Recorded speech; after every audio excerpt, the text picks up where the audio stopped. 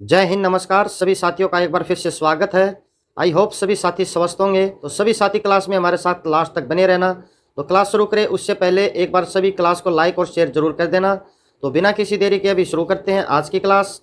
तो देखिए आज का हमारा फर्स्ट क्वेश्चन, भारत में खाद्य सुरक्षा अधिनियम किस वर्ष लागू हुआ? बहुत इंपॉर्टेंट क्वेश्चन है। तो साथियों भारत के अंदर खाद्य सुरक्षा अधिनियम 5 जुलाई 2013 में लागू हुआ था। यानी कि ऑप्शन सी यहाँ पर आपके इस क्वेश्चन का राइट आंसर होगा। याद रखिए भारत में खाद्य सुरक्षा अधिनियम 5 जुलाई 2013 को लागू हुआ था। अभी देखिए नेक्स्ट क्वेश्चन, स्वाभिमान आंदोलन किसके द्वारा शुरू किया गया? तो साथियों स्वाभिमान आंदोलन की शुरुआत की थी स्वामी नाइकर ने। ऑप्शन सी यहाँ पर आपके इस क्वेश्चन का राइट आंसर होगा। स्वामी नाइकर का पूरा नाम था रामास्वामी नायकर। तो इसका पूरा नाम भी आपको याद रखना है, रामास्वामी नायकर। तो इन्होंने स्वाभिमान आंदोलन की शुरुआत की थी और कब की थी? 1925 ईस्वी में। स्वाभिमान आंदोलन की शुरुआत स्वामी नायकर ने सन 1925 में इसकी शुरुआत की थी। अभी चलते हैं अगले क्वेश्चन पर। भारतीय साक्ष्य अधिनियम कब अस्तित्व में आया? काफी इंपॉर्टेंट क्वेश्चन है, हर साल किसी न किसी एग्जाम में रिपीट होता है। तो साथियों भारतीय साक्ष्य अधिनियम 1 सितंबर 1872 ईस्वी में ये अस्तित्व में आया। तो ऑप्शन सी यहाँ पर इस क्वेश्चन का राइट आंसर होगा।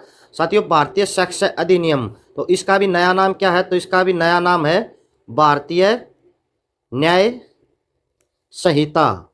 भारतीय न्याय संहिता 2023 अभी ये इसका नया नाम है। पहले इसका नाम क्या था? भारतीय साक्ष्य अधिनियम। और ये कब अस्तित्व में आया था? 1 सितंबर 1872 को। अभी देखिए अगला क्वेश्चन, सूरदास निम्नलिखित में से किस मुगल शासक के समकालीन थे? बताइए कि सूरदास किस मुगल शासक के समकालीन थे? तो साथियों सूरदास थे किसके समकालीन? अकबर के। ऑप्शन बी यहाँ पर इस क्वेश्चन का राइट आंसर होगा। अकबर और सूरदास की मुलाकात कहाँ पर हुई थी? तो इनकी मुलाकात हुई थी मथुरा के अंदर, उत्तर प्रदेश के मथुरा में सूरदास और अकबर की मुलाकात हुई थी। अभी चलते हैं अगले क्वेश्चन पर।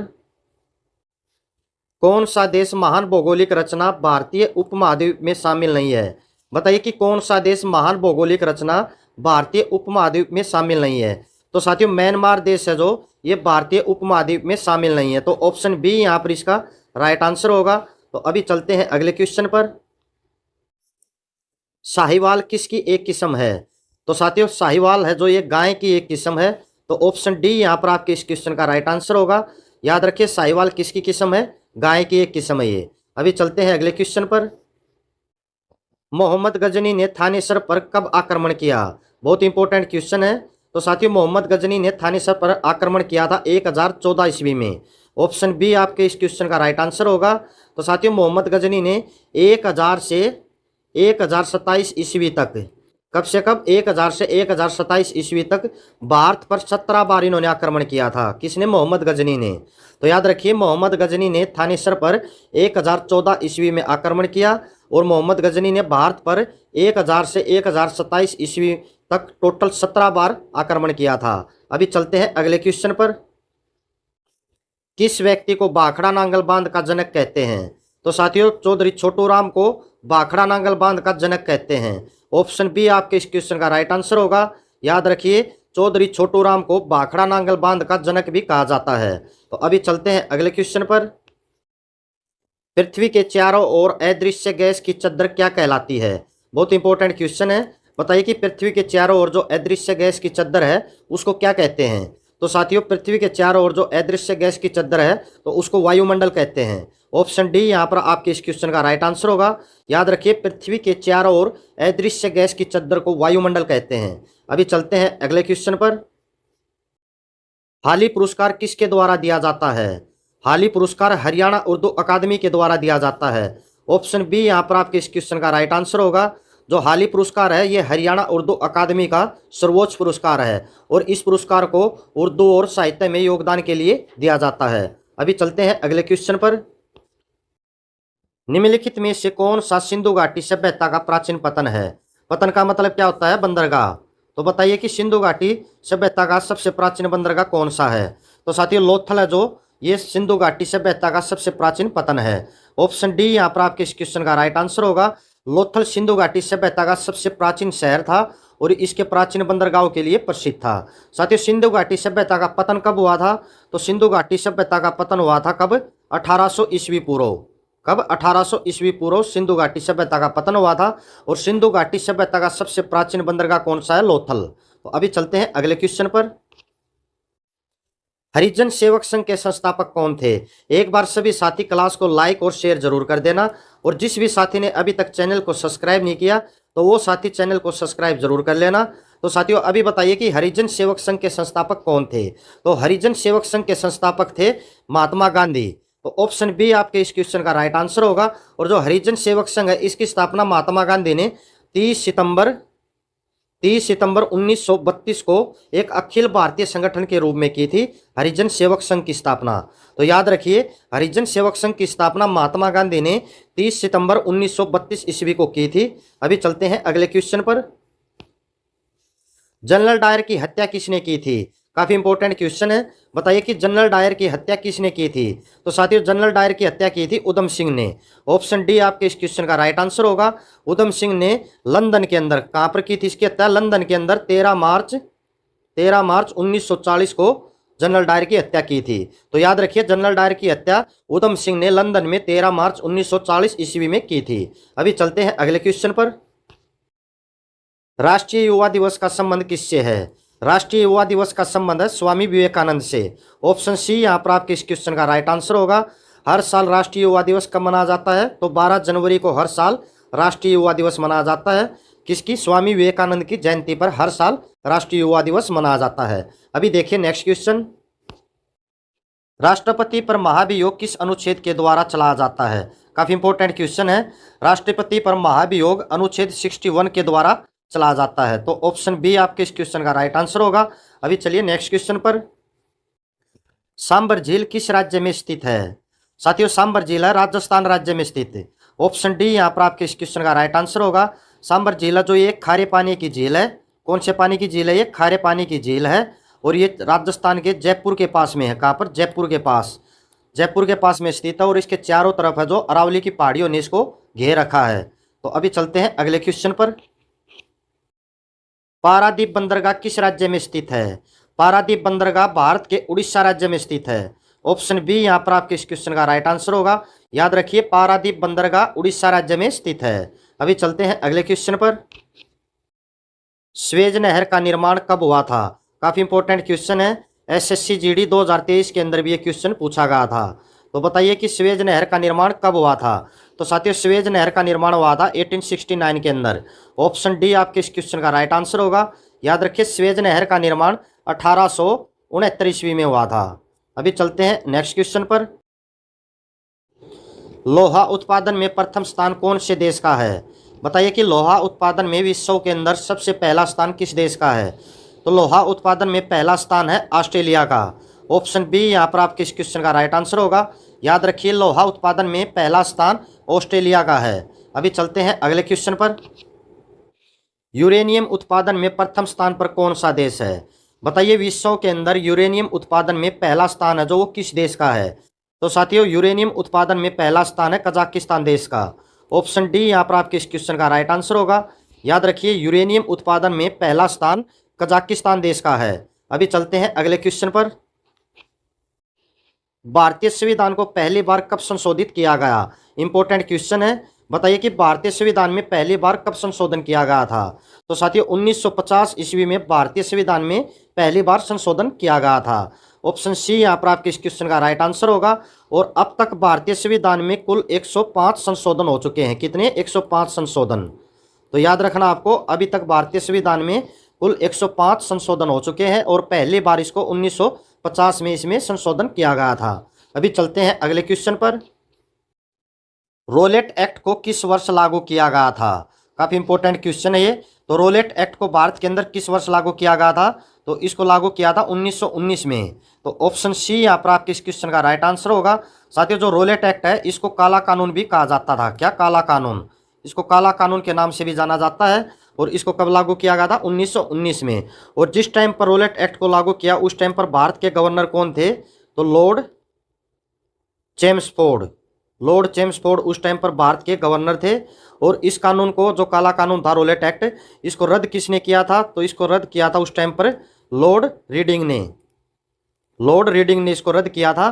तो याद रखिए रोलेट एक्ट भारत में 1919 में लागू हुआ था और इसको काला कानून के नाम से भी जाना जाता है। और उस टाइम पर भारत के गवर्नर थे लॉर्ड चैम्सफोर्ड और इसको रद्द किया था लॉर्ड रीडिंग ने। तो अभी चलते हैं अगले क्वेश्चन पर। भारत की सबसे पुरानी पर्वत श्रृंखला कौन सी है? सबसे पुरानी पर्वत श्रृंखला भारत की अरावली पर्वत है। ऑप्शन ए यहाँ पर आपके इस क्वेश्चन का राइट आंसर होगा।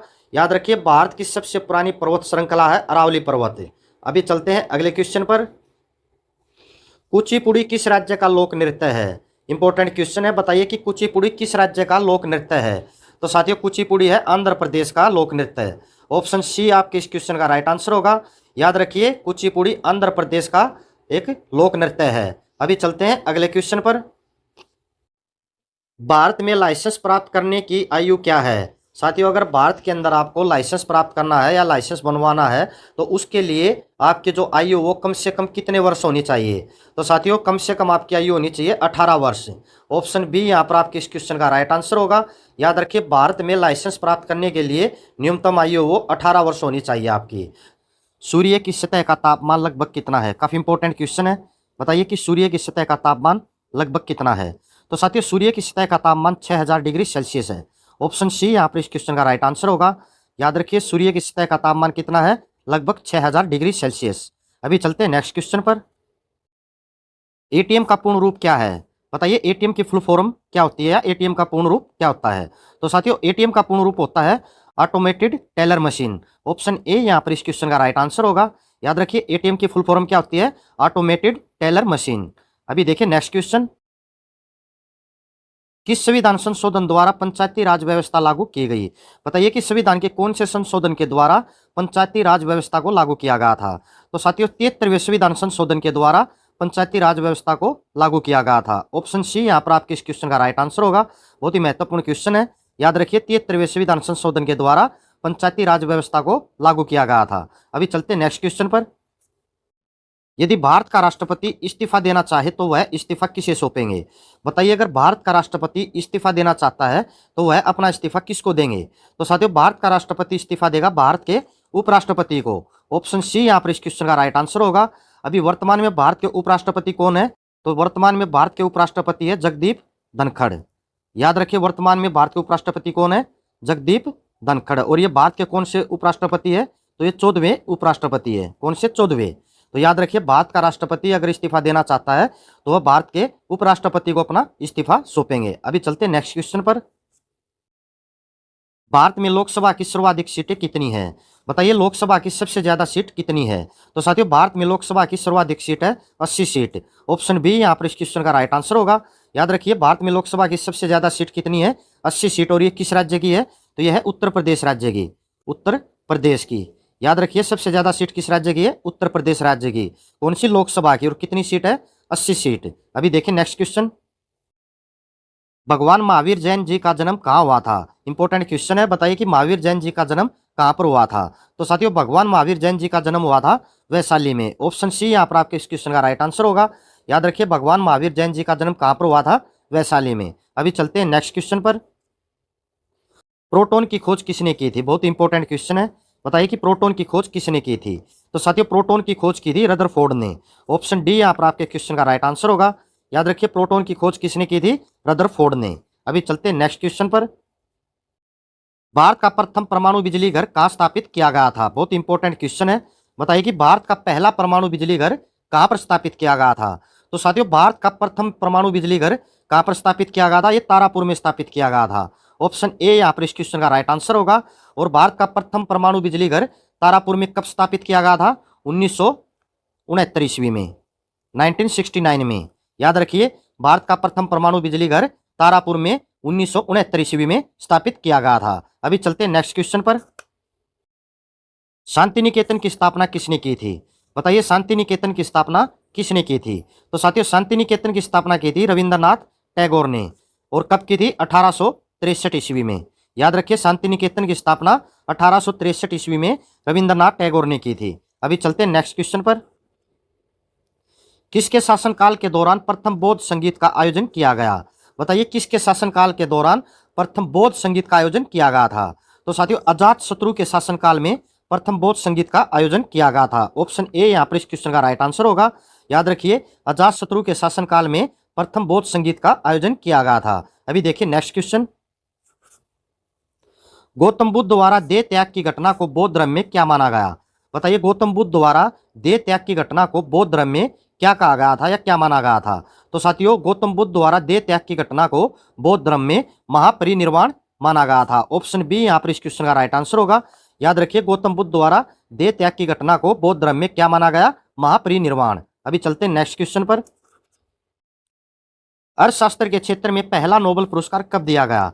बहुत इंपॉर्टेंट क्वेश्चन है। बताइए कि अर्थशास्त्र के क्षेत्र में पहला नोबेल पुरस्कार कब दिया गया था? तो साथियों, अर्थशास्त्र के क्षेत्र में पहला नोबेल पुरस्कार 1969 में दिया गया था। ऑप्शन डी यहाँ पर इस क्वेश्चन का राइट आंसर होगा। याद रखिए, अर्थशास्त्र के क्षेत्र में पहला नोबेल पुरस्कार कब दिया गया था? 1969 में। अभी देखिए नेक्स्ट। भारतीय संविधान में मौलिक कर्तव्य किस देश के संविधान से लिया गया है? बहुत इंपॉर्टेंट क्वेश्चन है। बताइए कि भारतीय संविधान में मौलिक कर्तव्य किस देश के संविधान से लिए गए हैं? तो साथियों, भारतीय संविधान में मौलिक कर्तव्य संयुक्त राज्य अमेरिका के संविधान से लिए गए हैं। ऑप्शन सी यहाँ पर इस क्वेश्चन का राइट आंसर होगा। याद रखिए, भारतीय संविधान में मौलिक कर्तव्य किस देश के संविधान से लिए गए हैं? संयुक्त राज्य अमेरिका से। अभी चलते हैं नेक्स्ट क्वेश्चन पर। सिकंदर ने भारत पर कब आक्रमण किया? बताइए, सिकंदर ने भारत पर कब आक्रमण किया था? तो साथियों, सिकंदर ने भारत पर आक्रमण किया था 326 ईस्वी पूर्व। ऑप्शन डी यहाँ पर इस क्वेश्चन का राइट आंसर होगा। याद रखिए, सिकंदर ने भारत पर कब आक्रमण किया था? 326 ईस्वी पूर्व। अभी चलते हैं नेक्स्ट क्वेश्चन पर। संविधान की किस धारणा के अंतर्गत राज्यपाल किसी राज्य में राष्ट्रपति शासन लगाने की सिफारिश करता है? बहुत ही महत्वपूर्ण क्वेश्चन है। बताइए कि संविधान की किस धारणा के अंतर्गत राज्यपाल किसी राज्य में राष्ट्रपति शासन लगाने की सिफारिश करता है? तो साथियों, धारा 356 के तहत राज्यपाल किसी राज्य में राष्ट्रपति शासन लगाने की सिफारिश करता है। ऑप्शन सी यहाँ पर इस क्वेश्चन का राइट आंसर होगा। याद रखिए, संविधान की किस धारणा के अंतर्गत राज्यपाल किसी राज्य में राष्ट्रपति शासन लगाने की सिफारिश करता है? धारा 356 के तहत। अभी चलते हैं नेक्स्ट क्वेश्चन पर। भारत के राष्ट्रीय विकास परिषद का अध्यक्ष कौन होता है? बहुत इंपॉर्टेंट क्वेश्चन है। बताइए कि भारत के राष्ट्रीय विकास परिषद का अध्यक्ष कौन होता है? तो साथियों, भारत के राष्ट्रीय विकास परिषद का अध्यक्ष होता है प्रधानमंत्री। ऑप्शन सी यहाँ पर इस क्वेश्चन का राइट आंसर होगा। याद रखिए, भारत के राष्ट्रीय विकास परिषद का अध्यक्ष कौन होता है? भारत का प्रधानमंत्री। चलते हैं नेक्स्ट क्वेश्चन पर। समुद्र जल में लवण की औसत मात्रा होती है। बताइए, समुद्र जल में लवण की औसत मात्रा कितनी होती है? तो समुद्र जल में लवण की औसत मात्रा होती है 3.50%। ऑप्शन ए यहाँ पर इस क्वेश्चन का राइट आंसर होगा। याद रखिए, समुद्र जल में लवण की औसत मात्रा कितनी होती है? 3.50%। अभी चलते हैं नेक्स्ट क्वेश्चन पर। भारत का सबसे लंबा राष्ट्रीय राजमार्ग कौन सा है? इंपॉर्टेंट क्वेश्चन है। बताइए कि भारत का सबसे लंबा राष्ट्रीय राजमार्ग या नेशनल हाईवे कौन सा है? तो साथियों, भारत का सबसे लंबा राष्ट्रीय राजमार्ग है NH44। ऑप्शन सी यहाँ पर इस क्वेश्चन का राइट आंसर होगा। NH44 की लंबाई कितनी है? 4112 किलोमीटर के आसपास है। कितनी इसकी लंबाई? 4112 किलोमीटर के आसपास। और ये कहाँ से कहाँ तक है? तो साथियों, ये है श्रीनगर से कन्याकुमारी तक। याद रखिए, भारत का सबसे लंबा राष्ट्रीय राजमार्ग कौन सा है? NH44। और इसकी लंबाई कितनी है? 4112 किलोमीटर के आसपास। और ये कहां से कहां तक है? श्रीनगर से कन्याकुमारी तक। अभी चलते हैं नेक्स्ट क्वेश्चन पर। 1912 में अल हिलाल नामक समाचार पत्र की शुरुआत किसने की? बताइए कि 1912 में अल हिलाल नामक समाचार पत्र की शुरुआत की गई थी। तो इसकी शुरुआत किसने की थी? तो मौलाना अबुल कलाम आजाद ने 1912 में अल हिलाल नामक समाचार पत्र की शुरुआत की थी। ऑप्शन ए यहाँ पर इस क्वेश्चन का राइट आंसर होगा। याद रखिए, 1912 में अल हिलाल नामक समाचार पत्र की शुरुआत किसने की थी? मौलाना अबुल कलाम आजाद ने। अभी चलिए नेक्स्ट क्वेश्चन पर। विश्व व्यापक संगठन का मुख्यालय कहाँ स्थित है? बहुत इंपॉर्टेंट क्वेश्चन है। बताइए कि विश्व व्यापक संगठन का मुख्यालय कहाँ पर स्थित है? तो साथियों, विश्व व्यापक संगठन का मुख्यालय जेनेवा में स्थित है। ऑप्शन बी यहाँ पर इस क्वेश्चन का राइट आंसर होगा। याद रखिए, विश्व व्यापक संगठन का मुख्यालय कहाँ पर स्थित है? जेनेवा में। अभी चलते हैं नेक्स्ट क्वेश्चन पर। भारत का राष्ट्रीय गान पहली बार कब गाया गया? बताइए कि भारत का राष्ट्रीय गान पहली बार कब गाया गया था? तो साथियों, भारत का राष्ट्रीय गान पहली बार 1911 में गाया गया था। ऑप्शन सी यहाँ पर इस क्वेश्चन का राइट आंसर होगा। याद रखिए, भारत का राष्ट्रीय गान पहली बार कब गाया गया था? 1911 ईस्वी में। अभी चलते हैं नेक्स्ट क्वेश्चन पर। सन 1922 में चौरी चौरा कांड के बाद महात्मा गांधी ने किस आंदोलन को स्थगित कर दिया था? इंपॉर्टेंट क्वेश्चन है। बताइए कि जो चोरी चोरा कांड हुआ था 1922 ईस्वी में, तो उसके बाद महात्मा गांधी ने किस आंदोलन को स्थगित कर दिया था या उसको रोक दिया था? तो साथियों 1922 के चोरी चोरा कांड के बाद महात्मा गांधी ने असहयोग आंदोलन को स्थगित कर दिया था। ऑप्शन बी यहाँ पर इस क्वेश्चन का राइट आंसर होगा। याद रखिए 1922 में चोरी चोरा कांड के बाद महात्मा गांधी ने असहयोग आंदोलन को स्थगित कर दिया था। असहयोग आंदोलन की शुरुआत कब हुई थी? तो साथियों असहयोग आंदोलन की शुरुआत हुई थी 1 अगस्त 1920 ईस्वी में। कब हुई थी असहयोग आंदोलन की शुरुआत? 1 अगस्त 1920 ईस्वी में। और 1922 के चोरी चोरा कांड के बाद महात्मा गांधी ने इसे स्थगित कर दिया था। अभी चलते हैं नेक्स्ट क्वेश्चन पर। असहयोग आंदोलन को और किस नाम से जाना जाता है? बताइए कि असहयोग आंदोलन को दूसरे किस नाम से जाना जाता है? तो साथियों असहयोग आंदोलन को सविनय अवज्ञा आंदोलन के नाम से भी जाना जाता है। ऑप्शन बी यहाँ पर आपके इस क्वेश्चन का राइट आंसर होगा। याद रखिए असहयोग आंदोलन को दूसरे किस नाम से जाना जाता है? सविनय अवज्ञा आंदोलन नाम से। अभी चलते हैं नेक्स्ट क्वेश्चन पर। देश के स्वतंत्रता के समय भारतीय राष्ट्रीय कांग्रेस के अध्यक्ष कौन थे? इंपॉर्टेंट क्वेश्चन है। बताइए कि जिस टाइम पर भारत को स्वतंत्रता मिली तो उस समय पर भारतीय राष्ट्रीय कांग्रेस के अध्यक्ष कौन थे? तो साथियों स्वतंत्रता के टाइम पर भारतीय राष्ट्रीय कांग्रेस के अध्यक्ष थे जेबी कृपलानी। ऑप्शन सी यहाँ पर इस क्वेश्चन का राइट आंसर होगा। याद रखिए देश की स्वतंत्रता के समय भारतीय राष्ट्रीय कांग्रेस के अध्यक्ष कौन थे? जेबी कृपलानी। तो साथियों अभी चलते नेक्स्ट क्वेश्चन पर। महान चिकित्सक चरक किसके दरबार में थे? बताइए कि महान चिकित्सक चरक किसके दरबार में थे? तो साथियों महान चिकित्सक चरक कनिष्क के दरबार में थे। ऑप्शन सी यहाँ पर इस क्वेश्चन का राइट आंसर होगा। याद रखिए महान चिकित्सक चरक किसके दरबार में थे? कनिष्क के दरबार में थे। आई होप आपको क्लास पसंद आई होगी। तो सभी साथी जाने से पहले एक बार क्लास को लाइक और शेयर जरूर कर देना। तो कल फिर इसी समय पर मिलते हैं ऐसे ही महत्वपूर्ण क्वेश्चन लेकर। तब तक सभी साथियों को जय हिंद जय भारत। वीडियो देखने के लिए बहुत बहुत धन्यवाद।